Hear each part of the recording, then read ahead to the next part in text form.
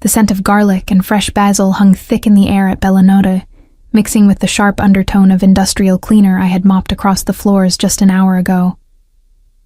My feet throbbed inside my worn black flats, the kind with soles so thin I could feel every crack in the tile beneath me. 2 years of carrying heavy trays and dodging handsy customers had taught me to smile through exhaustion, to disappear into the background, to become invisible when I needed to be. Tonight, I needed to be invisible more than ever. I adjusted the black apron tied around my waist, tugging at the fabric to ensure it fell loosely over my midsection. The slight curve there was still easy to hide beneath baggy uniforms and strategic posture, but I was always aware of it now. 12 weeks. 12 weeks of morning sickness masked as stomach bugs, of dodging questions from Sophia, the only co-worker who seemed to notice I had stopped drinking the end-of-shift wine we all shared. The dinner rush was building. Couples filtered through the heavy wooden doors, shaking rain from their umbrellas, filling the cozy Italian restaurant with the buzz of conversation and the clink of glasses. I moved between tables with practiced efficiency, refilling water glasses, reciting specials I had memorized 2 years ago, keeping my eyes constantly scanning. Always scanning. That was another habit I had developed, one of many survival mechanisms etched into my nervous system by 18 months with Evan Blake. Marco, the floor manager, appeared at my elbow with his perpetual clipboard and pinched expression. Camille, table 12 just sat. VIP. Very important, very private. Don't hover, don't chat, don't screw this up. I nodded without looking at him, already grabbing menus from the host stand. Got it. I mean it. His voice dropped lower. This guy tips like he's printing money, but he doesn't like small talk. Just be professional. Professional? I could do professional.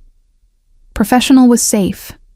Professional meant keeping my head down, my mouth shut, and my tips steady enough to cover next month's rent and the prenatal vitamins I had started buying in bulk.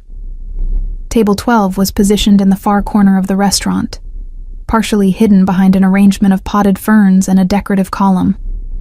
The best seat in the house for someone who wanted privacy. Someone who didn't want to be watched. I approached with menus tucked against my chest, my gaze lowered in the deferential posture Marco had drilled into all of us. Good evening, and welcome to Bella Notte. May I start you with something from our wine list? The man at the table didn't respond immediately. I felt his attention before I saw it, a weight settling over me like a physical presence. When I finally lifted my eyes, I found myself staring into a face that seemed carved from stone. Sharp cheekbones, a jaw that could cut glass, eyes the color of winter ice. He wore a dark suit that probably cost more than our entire wine inventory, the jacket tailored so precisely it seemed to breathe with him. His shirt was charcoal gray, unbuttoned enough to reveal a hint of ink crawling up his collarbone. Something about the way he held himself, absolutely still, absolutely controlled, made the hair on the back of my neck stand up. Water, he said. His voice was low, accented. Russian, I thought, though the single word wasn't enough to be certain. And the Barolo, the 2015. I nodded, jotting the order on my pad even though I didn't need to. The movement gave me something to do with my trembling hands. Excellent choice. I'll have that right out for you.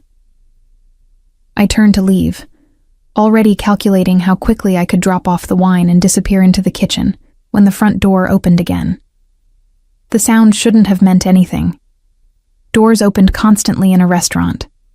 People came and went, and I had learned to filter out the ambient noise of a busy evening. But something in the quality of this particular door opening, the way the air shifted, the sudden spike in my pulse, made me freeze mid-step.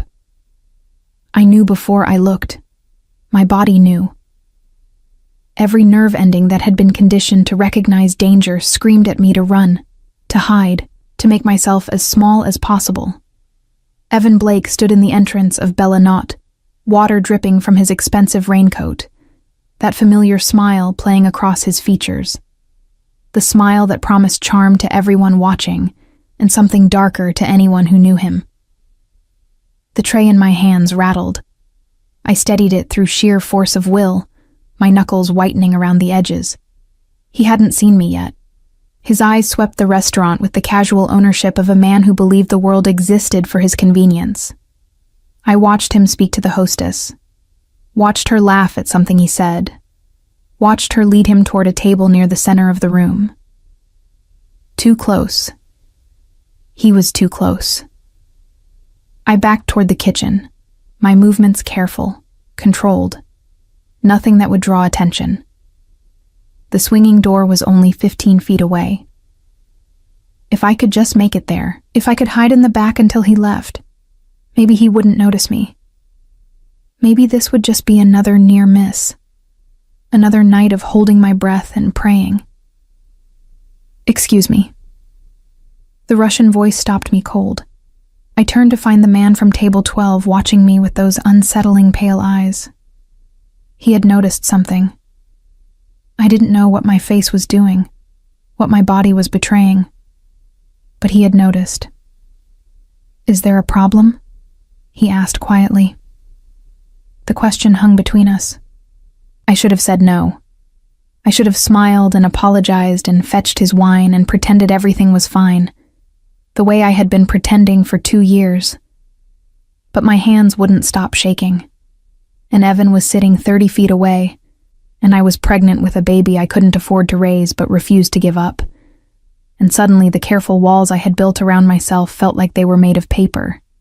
I grabbed a napkin from my apron. My pen moved before I could second-guess myself. The words scrawled in handwriting I barely recognized as my own. "My ex is here. Please don't let him hurt me tonight." I folded the napkin once, twice, and placed it on the table beside his water glass. Then I walked away without looking back, my heart hammering so loudly I was certain everyone in the restaurant could hear it. What had I done? This man was a stranger, a customer. I had just handed him my vulnerability on a piece of paper, trusting someone I didn't know to protect me from someone I knew all too well. From the corner of my eye, I saw him unfold the napkin, saw him read it, saw his expression shift into something I couldn't name. When I returned with his wine 5 minutes later, my hands finally steady, 2 men had appeared at the edge of the dining room. They wore dark suits and stood with the particular stillness of people trained to watch everything. Security. His security. The Russian didn't look at me when I poured his Barolo. He simply said very quietly, "Which one is he?" I tilted my head almost imperceptibly toward the center of the room. His gaze followed my direction, settling on Evan like a predator marking prey. Then he picked up his wine glass, took a slow sip, and spoke without looking at me. "He will not touch you tonight, or any night after." I wanted to ask how he could possibly promise that. I wanted to ask who he was, what he did, why a stranger would care about a waitress's problems. But my throat had closed around the words, and all I could do was nod and retreat to the safety of the kitchen, where I leaned against the walk-in cooler and tried to remember how to breathe. I had just asked a Mafia boss for help. I didn't know it yet, but I would. The rest of my shift passed in a blur of automatic movements and barely contained terror. I refilled water glasses without seeing the faces attached to them. I recited specials to tables I couldn't remember approaching. Every nerve in my body remained tuned to Evan's location, tracking his movements the way a rabbit tracks a circling hawk. He knew I was here. I could feel it in the way his laughter carried just a little too loudly across the dining room, in the deliberate casualness with which he positioned himself to face the kitchen doors. He was waiting, watching, playing the game we had played 100 times before, the one where he pretended everything was normal while slowly tightening the noose. But something was different tonight. Every time I ventured into the dining room, I felt another presence tracking me too. The Russian at table 12 hadn't moved from his seat, but his attention seemed to fill the entire space. His 2 security men had positioned themselves at opposite ends of the restaurant, their gazes sweeping the room in coordinated patterns. They watched Evan with the kind of focused intensity that made my stomach clench.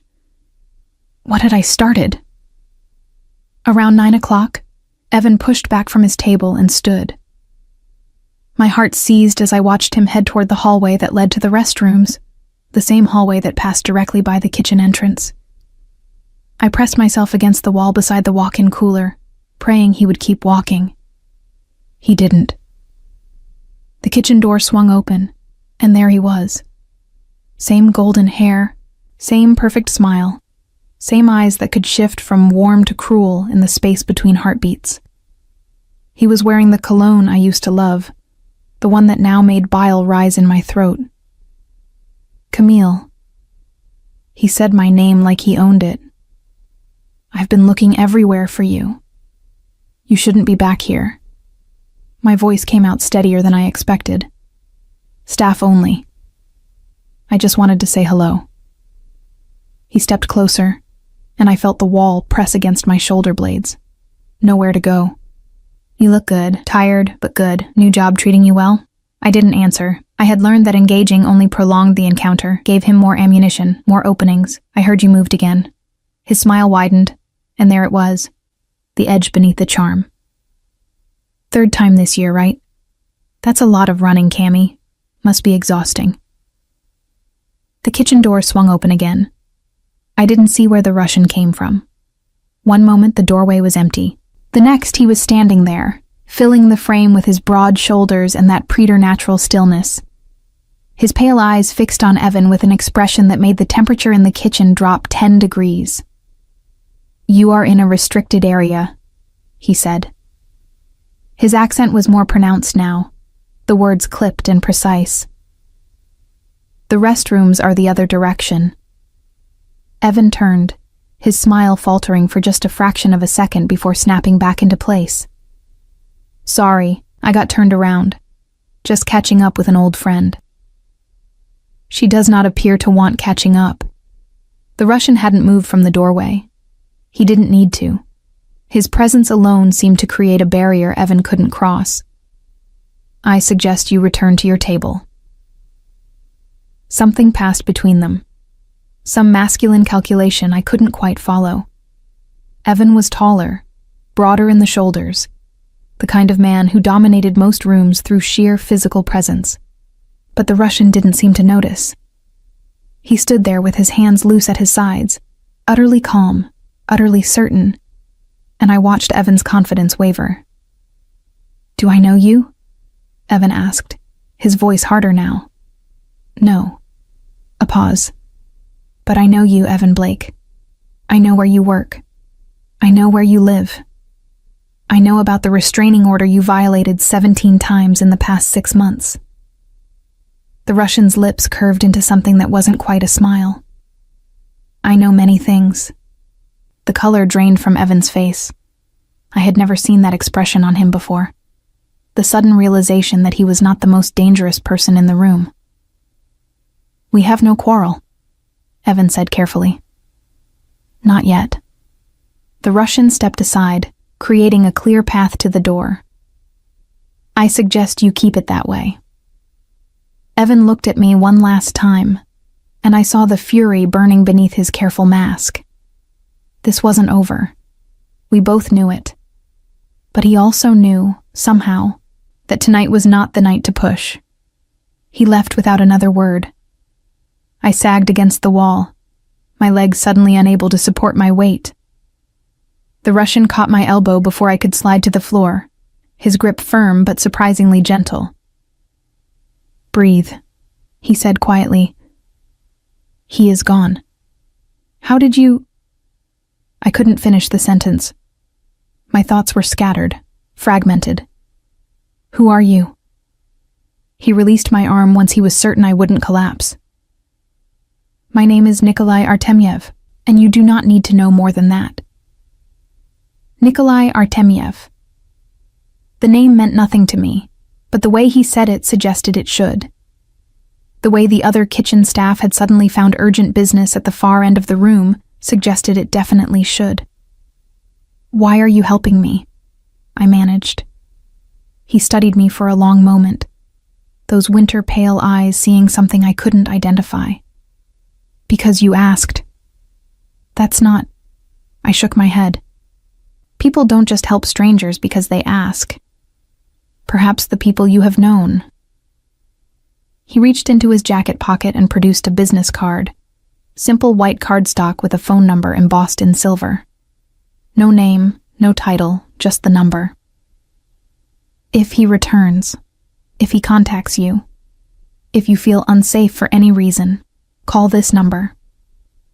I stared at the card in my trembling fingers. I can't afford. There is no cost. His voice softened almost imperceptibly. Not everything is a transaction, Camille. He knew my name. Of course he did. He had known Evan's name, Evan's address, the details of a restraining order I had filed in family court 18 months ago. This man had resources I couldn't begin to comprehend. I don't understand, I whispered. You do not need to understand. He straightened his cuffs, a gesture so casual it seemed almost absurd given the circumstances. Finish your shift. My men will ensure he does not return tonight. Tomorrow we will discuss how to make certain he does not return ever. He turned to leave, then paused at the door. The child, he said without looking at me. Does he know? My hand flew to my stomach before I could stop it. How did you... You protect your midsection when you move. You refused the wine Sophia offered at the start of your shift. You carry yourself like someone guarding something precious. He glanced back, and something almost human flickered in his expression. He does not know. No. The word came out broken. No one knows. Nikolai nodded once. Then no one will learn from me. He disappeared through the kitchen door, leaving me clutching his card like a lifeline, wondering how my life had become so strange that a mafia boss felt safer than the man I had once planned to marry. When I finally emerged from the kitchen 20 minutes later, Evan's table was empty. The hostess told me he had paid his bill and left in a hurry, looking pale. She seemed confused by his sudden departure. I wasn't confused. I was terrified and grateful and utterly lost, standing in the middle of a restaurant that suddenly felt like foreign territory. At table 12, a single folded napkin sat beside an untouched dessert menu. I opened it to find a $100 tip and 3 words written in precise, angular handwriting. You are safe. I tucked the napkin into my apron and went back to work, pretending my world hadn't just shifted on its axis. Nikolai Artemyev returned to Belanota 3 nights later. I had spent those 72 hours in a state of suspended animation, jumping at every sound, checking my phone obsessively for messages that never came. Evan had gone silent, which was somehow worse than his usual harassment. Silent Evan was planning Evan. Silent Evan was dangerous Evan. But when I walked into work on Thursday evening and saw that familiar figure seated at table 12, something in my chest loosened. I hadn't realized how tightly I had been holding myself until the tension began to drain away. You came back, I said, setting down his water glass. I said I would. He gestured to the seat across from him. Sit. We should talk. I glanced toward the kitchen, where Marco was surely watching. I'm working. Marco has been compensated for your break. Nikolai's expression didn't change, but something like amusement flickered in his eyes. Generously. I sat. Up close in the warm light of the table's candle, he looked different than he had during our first encounter. Still sharp, still dangerous, but more human somehow. I noticed the faint lines around his eyes, the silver threading through his dark hair at the temples, the way his hands wrapped around his water glass with a kind of unconscious elegance. Tell me about Evan Blake, he said. The question hit me like a physical blow. I had spent 2 years trying not to talk about Evan, trying to bury those 18 months of my life so deep they couldn't hurt me anymore. But Nikolai was watching me with those winter eyes, patient and implacable, and I found the words spilling out before I could stop them. "We met at a coffee shop," I heard myself say. 4 years ago, I was 23, working as a receptionist at a law firm, thinking I had my whole life figured out. He was charming, attentive. He remembered every little thing I mentioned, my favorite flowers, the book I was reading, the way I liked my coffee. It felt like being seen for the first time. Nikolai listened without interrupting. The first year was perfect. Everyone loved him. My friends, my family, my coworkers. He was successful, handsome, devoted. When he proposed, I thought I was the luckiest woman in the world. I laughed, and the sound was bitter even to my own ears. I didn't see the signs, or maybe I saw them and chose not to look. What signs? Small things at first. He didn't like my friends, thought they were a bad influence. He worried when I worked late, wanted to know where I was at all times. He bought me clothes because my taste was too casual. He suggested I change my hair, my makeup, the way I talked. I twisted the napkin in my lap. By the time I realized what was happening, I had already quit my job, moved into his apartment, lost contact with everyone who might have helped me. And then, the memories pressed against the walls I had built around them, demanding to be acknowledged. I closed my eyes. The first time he hit me was on our 1-year anniversary. I had burned the dinner I was cooking, and he was tired from work, and suddenly I was on the floor with blood in my mouth and he was crying, apologizing, promising it would never happen again. I opened my eyes to find Nikolai's expression unchanged, but something in the quality of his stillness had shifted. It happened again, and again, and again. How did you leave? This was the part I never talked about, the part that still woke me in cold sweats, gasping for air. I didn't leave. He threw me down a flight of stairs. The words came out flat, emotionless, disconnected from the terror of that night. I was in the hospital for 2 weeks. Broken arm, cracked ribs, internal bleeding. The doctors called the police. I pressed charges while he was out of state on business, filed the restraining order, and disappeared before he could stop me. Nikolai was silent for a long moment. When he spoke, his voice was softer than I had ever heard it. And the child? My hand moved to my stomach, the gesture automatic now. A mistake. A moment of weakness 3 months ago, when he found me at my old apartment and convinced me he had changed. I believed him for one night. Tears burned behind my eyes. I will not make that mistake again. Does he know? No. And he can never know. I met Nikolai's gaze, desperation making me bold. If Evan finds out I'm pregnant, he will never stop.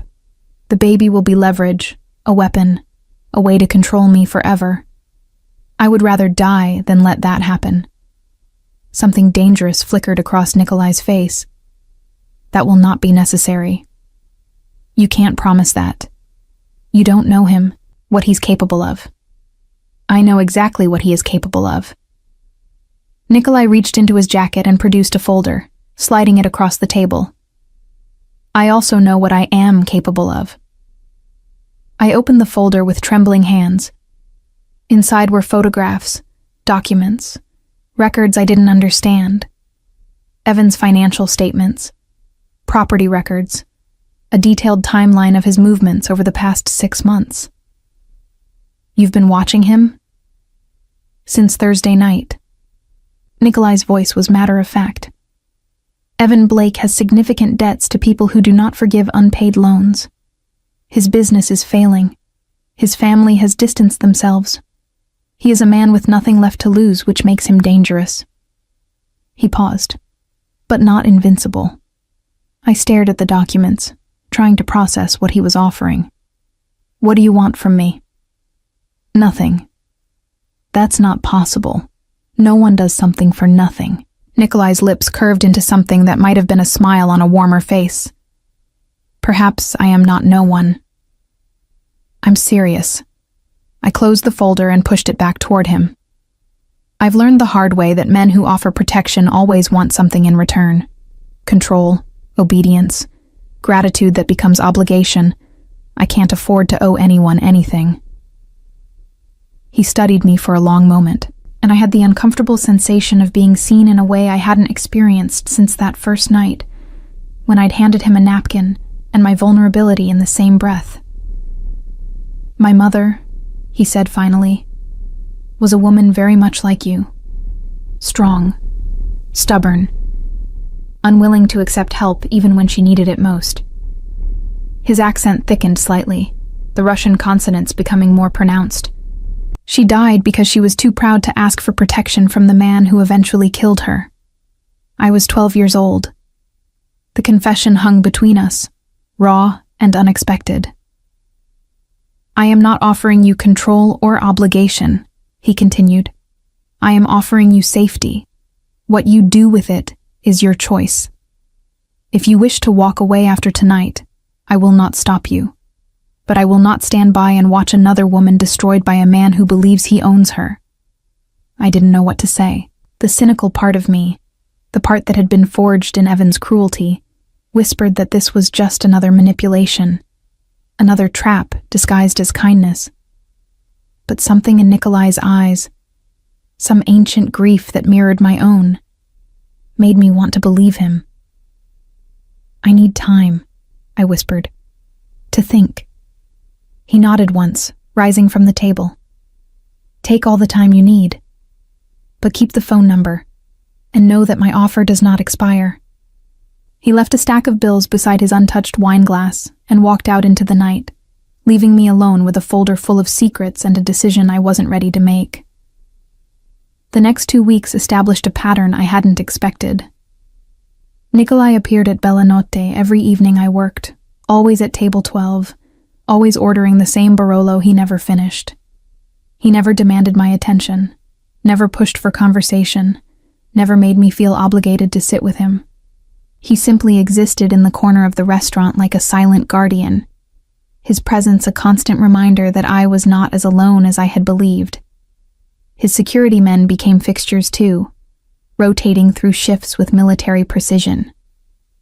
They never spoke to me directly, but I noticed the way they tracked my movements, the way they positioned themselves between me and any male customer who lingered too long at my tables.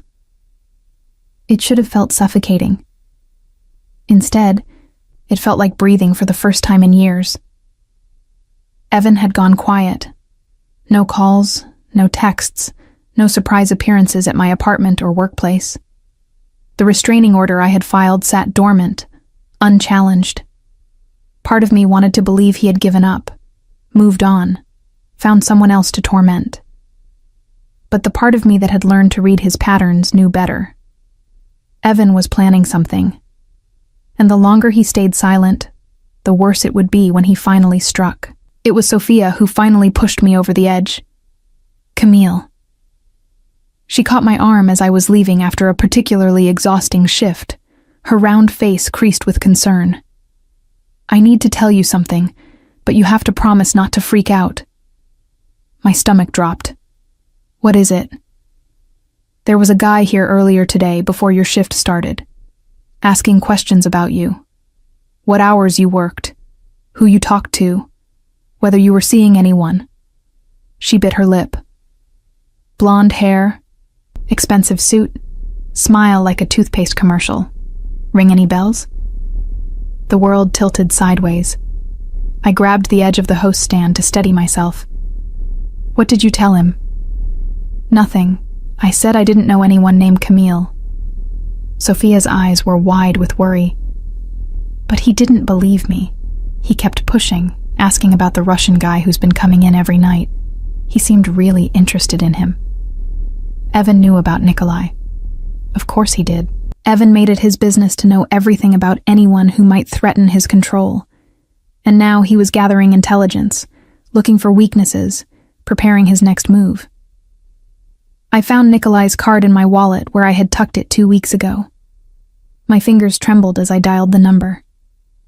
He answered on the second ring. Camille. He was here today, asking questions. The words tumbled out in a rush. He knows about you. He's planning something. I know. Nikolai's voice was calm, unsurprised. My people intercepted him outside your apartment building this afternoon. He was carrying photographs, surveillance equipment, documents related to your pregnancy that he obtained from your medical provider. Ice flooded my veins. He knows about the baby? He does now. I sank onto the bench beside the host stand, my legs no longer capable of supporting me. This was the scenario I had feared most, the nightmare that had kept me awake for months. Evan with knowledge of the child, Evan with leverage, Evan with a reason to never, ever let me go. What do I do? I whispered.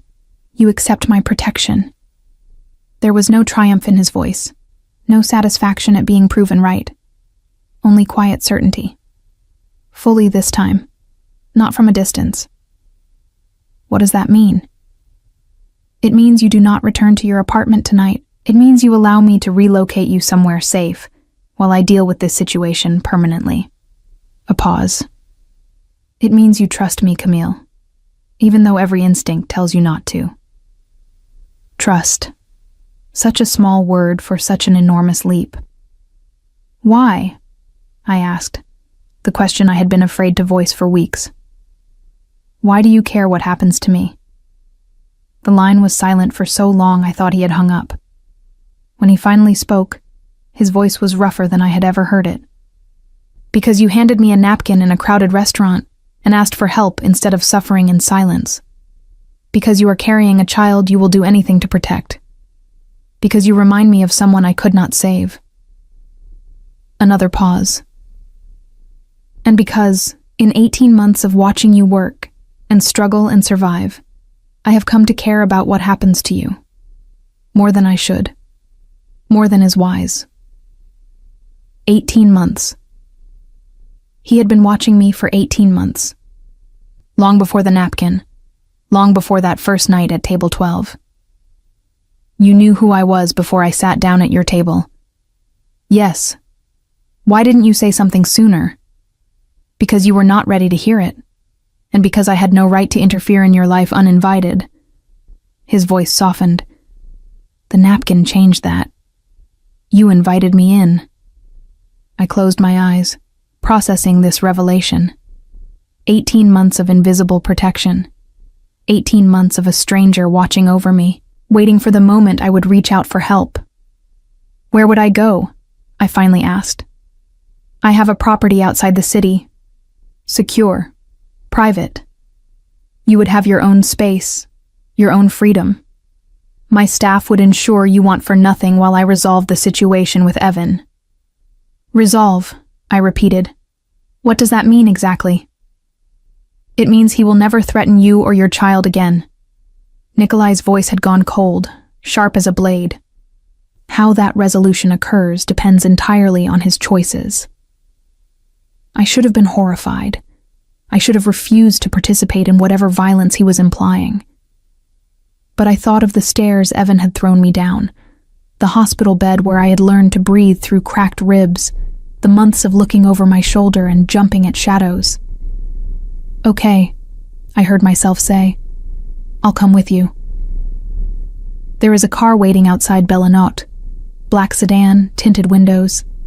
My driver, Alexei, will take you to the property. I will meet you there within the hour. Nikolai. I paused, uncertain how to express what I was feeling. Thank you. For everything. Do not thank me yet. Something complicated moved through his voice. We have a long way to go. He hung up, and I walked out of Bellinot into a night that smelled like rain and possibility. The black sedan was exactly where he had said it would be. The driver, a stone-faced man with kind eyes, held the door open for me without a word.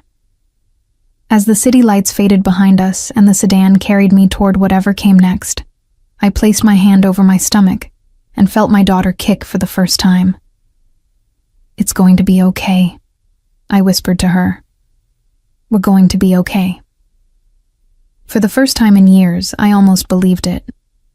The property Nikolai had described as outside the city turned out to be a sprawling estate in the Hudson Valley, hidden behind iron gates and surrounded by acres of manicured grounds. The house itself was a study in understated elegance, all stone walls and tall windows, and rooms that seemed to breathe with quiet luxury. My suite occupied the entire east wing of the second floor. A bedroom larger than my old apartment, a bathroom with a tub I could practically swim in, a sitting room with floor-to-ceiling bookshelves, and a fireplace that crackled with real wood. Everything I could possibly need had been anticipated and provided, from prenatal vitamins in the medicine cabinet to maternity clothes hanging in the closet, sized perfectly. It should have felt like a prison. It felt like sanctuary. Nikolai arrived an hour after I did, finding me standing at the window of my sitting room, watching the sun set over the distant hills. He had changed from his usual suit into something more casual, a dark sweater and slacks that made him look almost approachable. "You found everything you need?" he asked from the doorway. I turned, wrapping my arms around myself. "More than everything. This place is incredible. It belonged to my grandmother." He moved into the room, his footsteps silent on the thick carpet. "She came here after leaving Russia. Said the hills reminded her of home." He paused beside me at the window. "I thought you might find peace here, as she did." Peace. The word felt foreign on my tongue.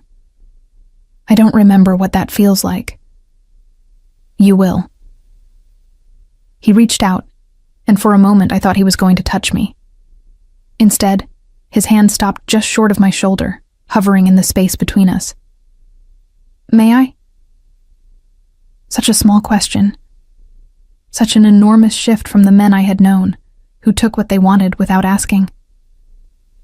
"Yes," I whispered. His hand settled on my shoulder, warm and steady through the fabric of my borrowed sweater. We stood in silence, watching the last light fade from the sky, and I felt something I couldn't name begin to unfurl in my chest. "Tell me what happens now," I said. "Now, you rest. You focus on your health and the baby's health. You allow yourself to heal in ways that have nothing to do with physical wounds." His thumb traced a small circle on my shoulder, unconscious and gentle. "And I take care of Evan Blake." "How?" "You do not need those details." "I want them anyway." I turned to face him, and his hand fell away from my shoulder. "If you're going to do something in my name, I need to know what it is." Nikolai studied me for a long moment, something like respect flickering in his pale eyes. "Very well. Evan has significant financial vulnerabilities, debts to organizations that do not take kindly to unpaid obligations. I have arranged for those debts to be called in immediately. By the end of the week, he will be facing bankruptcy, asset seizure, and legal action from multiple creditors. That won't stop him. Evan doesn't care about money, only control." "I am aware." Nikolai's expression hardened, "which is why I have also arranged for certain photographs to reach his employer, evidence of activities that will result in immediate termination and industry blacklisting. His social standing will be destroyed, his professional reputation eliminated. Every source of power he relies on will be stripped away, one by one." I felt a chill run down my spine. Not fear exactly, more like awe at the methodical precision of his destruction. "And if that doesn't work? If he still comes after me?" Something dangerous moved across Nikolai's face. "Then I will take more direct measures, but I hope it does not come to that. I prefer not to create messes that require cleaning." The implication hung in the air between us, heavy and unmistakable. I should have been horrified. I should have demanded he promise not to hurt anyone. But I thought of my daughter, growing safe beneath my heart, and I found I couldn't summon the moral outrage I was supposed to feel. "Thank you," I said instead. Nikolai's expression softened. You should eat. The kitchen has prepared dinner, and you have been surviving on restaurant leftovers for too long. He was right. The meal that appeared in my sitting room an hour later was the most delicious thing I had tasted in months. Fresh vegetables and perfectly cooked protein and desserts that made me want to weep with gratitude. I ate until I couldn't eat anymore, then fell asleep in the enormous bed and dreamed of nothing at all. The days that followed took on a rhythm I hadn't expected. Nikolai came to the estate each evening, sharing dinner with me in the formal dining room or the cozier breakfast nook, depending on my mood. We talked for hours about everything and nothing, books we had read, places we wanted to see, the small details of our lives that had nothing to do with the violence that had brought us together. I learned that he had built his empire from nothing after his mother's death, driven by a fury he had eventually learned to channel into cold precision. I learned that he read poetry in Russian when he couldn't sleep, that he had once wanted to be a pianist, that the tattoos hidden beneath his shirts told the story of every man he had lost along the way. He learned about me too. My childhood in a small town upstate, my dreams of becoming a teacher before financial necessity pushed me into service work, the way I still believed in kindness despite everything that had happened to me. We didn't touch again after that first night at the window. Some unspoken boundary held us apart, a recognition that whatever was growing between us needed time to develop roots before it could bear weight. But I felt his eyes on me when he thought I wasn't looking. I heard the way his voice softened when he said my name. I noticed how he positioned himself between me and every door, every window, every potential threat, even within the safety of his own home. Nikolai Artemyev was falling in love with me, and God help me, I was falling too. 2 weeks into my stay at the estate, he arrived with news. It is done. He sat across from me in the breakfast nook, his expression carefully neutral. Evan Blake has been destroyed. His career, his finances, his social standing, all of it gone. He has nothing left but his rage. And his rage is considerable, I said quietly. Yes. Nikolai's jaw tightened. Which is why I have arranged one final measure, a conversation between Evan and certain associates of mine, making clear that any further contact with you will result in consequences far more severe than financial ruin. You threatened him. I made him understand reality. Nikolai reached across the table and took my hand, the first deliberate touch since that night at the window. He will never bother you again, Camille. I give you my word. I looked at our joined hands, his scarred and strong, mine small and trembling. What happens now? Where do I go? Wherever you wish. His thumb traced circles on my palm. You are free. Truly free. Perhaps for the first time in your life. The word echoed in my chest, unfamiliar and vast. Free. Freedom, I discovered, was terrifying. For 2 years, my life had been defined by fear. Fear of Evan finding me. Fear of losing my job. Fear of failing the child growing inside me. Now that the fear was gone, I didn't know what to fill the space with. Nikolai had been true to his word. Evan Blake had been systematically dismantled, his life reduced to rubble in the span of 3 weeks. The last I heard, he had fled the city entirely, running from creditors and ruined reputation to some distant state where no one knew his name. I could go anywhere now. Start over anywhere. Build a new life in any city, any country, any future I could imagine. Instead, I stayed at the estate in the Hudson Valley and tried to understand why. The answer, when it finally came, was simpler than I expected. I stayed because of Nikolai. Not because I needed his protection anymore, but because I wanted his presence. His quiet company during evening dinners. His voice reading Russian poetry while I dozed on the library couch. The way he looked at me like I was something precious. Something worth protecting. Something he was afraid to break with too much pressure. I stayed because for the first time in my life, Someone had given me safety without demanding anything in return, and I didn't know how to leave that behind. 6 weeks after my arrival at the estate, I found Nikolai in the library, staring out the window at the snow that had begun to fall. He didn't turn when I entered, but I saw his shoulders tense, felt the awareness that always seemed to crackle between us whenever we occupied the same space. "You've been avoiding me," I said. "I have been giving you space." "I don't want space." I moved closer, close enough to see the reflection of his face in the window glass. "I want to understand what this is, what we are." He was silent for a long moment. When he finally spoke, his voice was rougher than I had ever heard it. "You are a woman who came to me for help and received it. That is all this needs to be." "That's not all it is, and you know it." He turned then, and the look in his eyes made my breath catch. Pain and longing and something that looked terrifyingly like love, all warring for dominance in those winter-pale depths. "Camille." He said my name like a prayer, like a curse. "I am not a good man. The things I have done, the things I will do, they would horrify you if you knew the details. You deserve someone better. Someone who can give you a normal life, a safe life." "I don't want normal."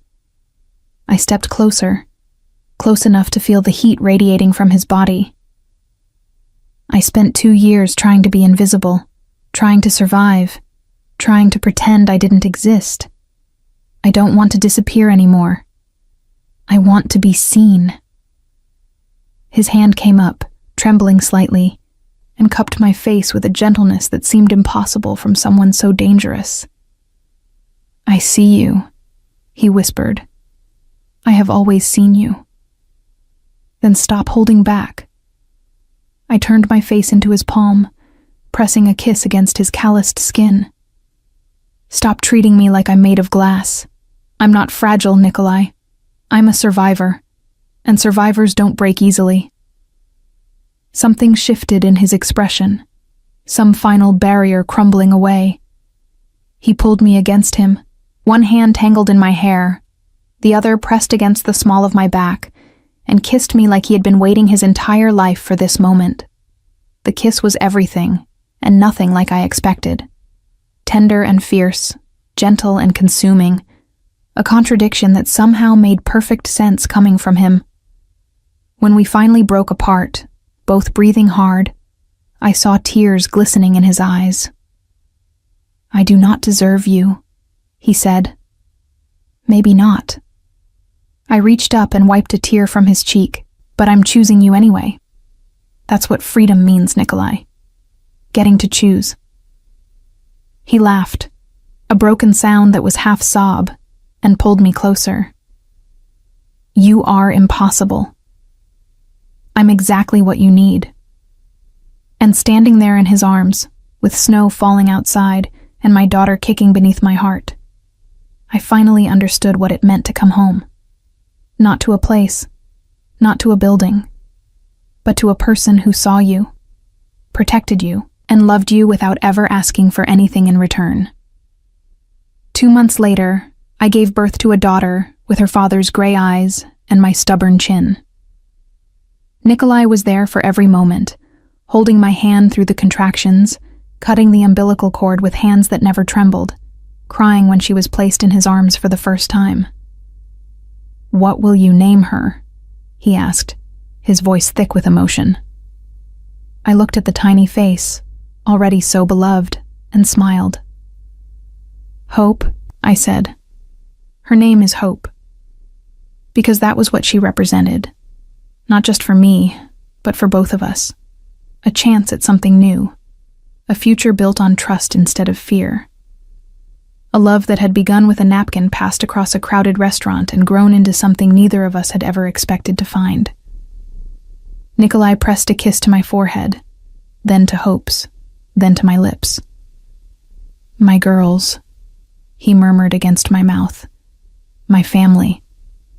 And in that moment, surrounded by the man who had saved me and the child who had given me purpose, I finally understood that some walls were worth breaking, some risks were worth taking, and some love stories began in the darkest moments, only to bloom into the most beautiful light. Motherhood transformed me in ways I hadn't anticipated. The first weeks after Hope's birth blurred together in a haze of sleepless nights, endless feedings, and moments of pure, overwhelming love that took my breath away. I would stand over her crib at 3 a.m, watching her tiny chest rise and fall, and feel tears streaming down my face without understanding why. Nikolai was there through all of it. He had converted the room adjacent to mine into a nursery, sparing no expense on cribs and changing tables and soft blankets in every shade of pink and cream. But more than the material things, he gave me his presence, his steady calm when I panicked over every small sound Hope made. His strong hands changing diapers with surprising competence at 4 a.m. His deep voice humming Russian lullabies that seemed to soothe our daughter when nothing else would. Our daughter. I had started thinking of her that way without realizing it. "She has your stubbornness," Nikolai observed one evening, watching me struggle to get Hope to take her bottle. The baby had decided she preferred nursing and was making her displeasure known at considerable volume.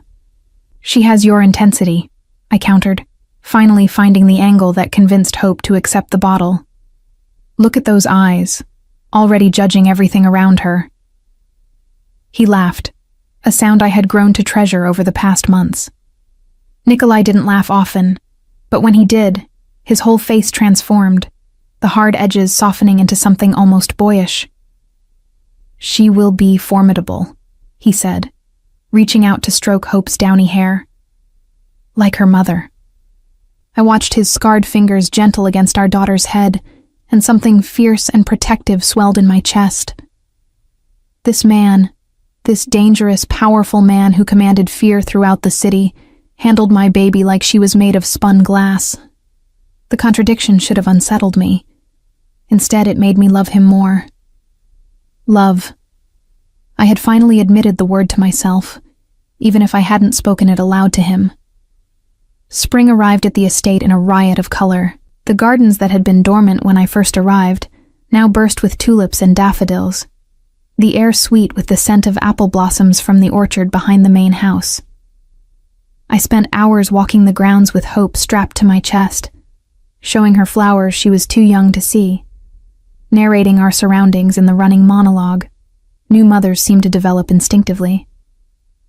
Nikolai joined us when his business allowed, which was more often than I had expected.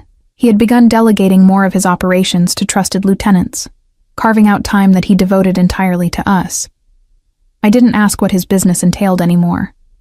Some truths were better left unexamined, and I had made my peace with the moral compromises that came with loving him.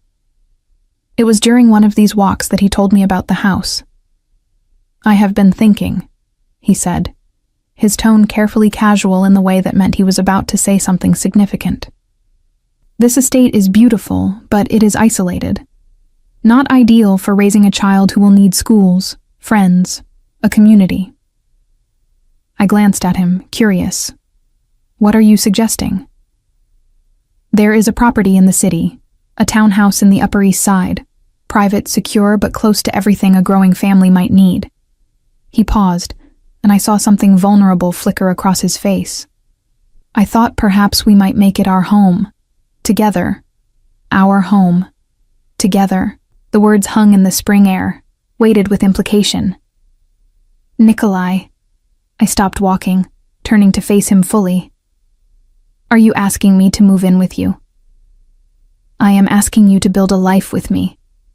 He reached out, tucking a strand of hair behind my ear with infinite gentleness. "I know I am not what you imagined for yourself. I know my world is dangerous, complicated, morally gray at best. But I love you, Camille. I love Hope, and I want to spend whatever time I have left on this earth making both of you happy." It was the first time he had said the words aloud. "I love you." 3 syllables that changed everything. "I love you too," I whispered, and watched his expression transform from careful hope to radiant joy. He kissed me there in the garden, with Hope sleeping peacefully between us and the spring breeze carrying the scent of apple blossoms. It was tender and fierce, and everything I had stopped believing I would ever have. We moved into the townhouse 3 weeks later. The building was exactly as Nikolai had described, a 4-story brownstone with a private garden and security features so discreet I barely noticed them. He had already begun converting the top floor into a nursery and playroom, the walls painted in soft lavender and decorated with murals of fairy tale scenes. "You planned this," I accused, though I couldn't keep the smile from my voice. "You knew I would say yes. I hoped." He pulled me against him, his chin resting on top of my head. Hope is a powerful thing. Our first months in the city established new rhythms. Nikolai worked from a home office most days, attending to his various enterprises through phone calls and video conferences that I learned not to interrupt. I found a part-time position at a local nonprofit, using the organizational skills I had developed during my years of survival to help other women escape situations like the one I had fled. The irony was not lost on me. I had escaped one dangerous man, only to find safety in the arms of another. But Nikolai's danger had never been directed at me. His violence, whatever form it took, existed to protect rather than control. The distinction made all the difference. Hope thrived in her new environment. She was a happy baby, quick to smile and slow to fuss, with her father's pale eyes and my determined chin.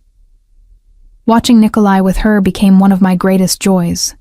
The feared leader of the Russian organization in Manhattan, reduced to making ridiculous faces to earn a giggle from his infant daughter. "You are going soft," I teased him one evening, watching him attempt to assemble a complicated baby swing while Hope supervised from her bouncer. "I was always soft," he replied, not looking up from the instruction manual he was studying with intense concentration. "I simply hit it better." The fearsome Nikolai Artemyev, defeated by Swedish furniture assembly.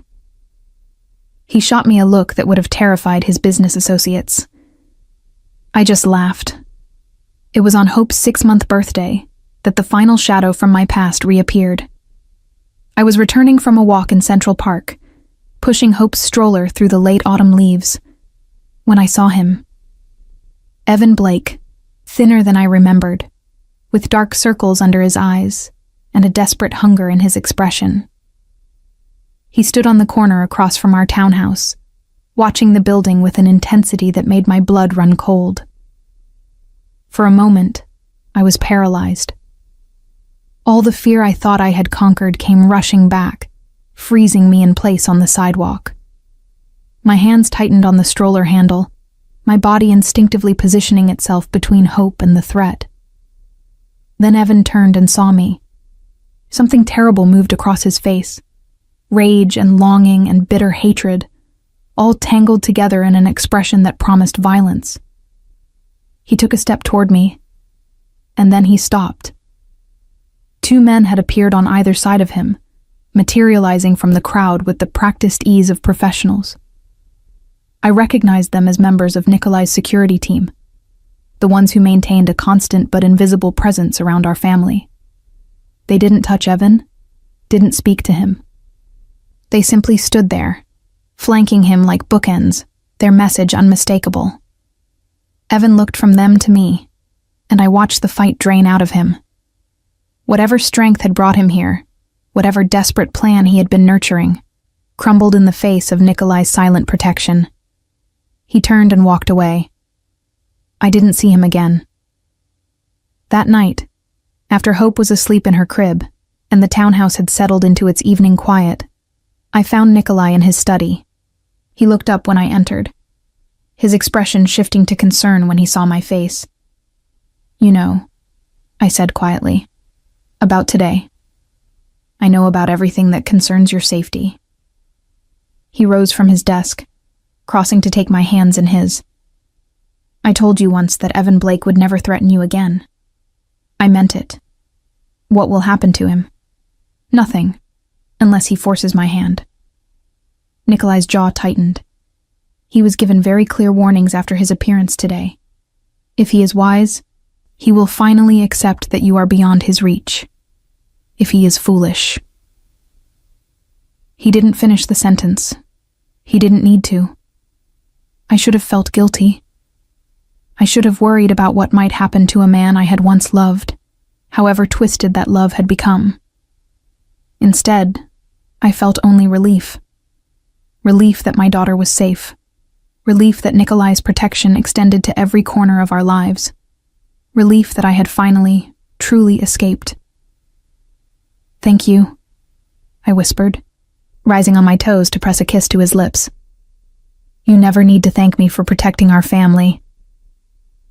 His arms wrapped around me, pulling me close. "It is not a favor. It is simply what I am. Our family." The words echoed in my heart, warm and certain. I had walked into a crowded restaurant 2 years ago, terrified and desperate, and slipped a napkin to a stranger.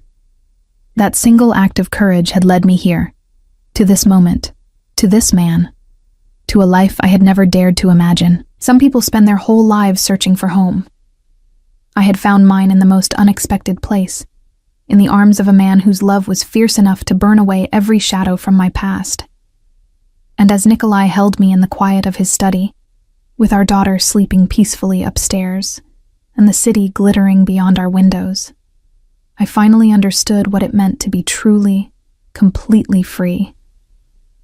Not the absence of danger, but the presence of someone willing to face any danger for you. That was freedom. That was love. That was home.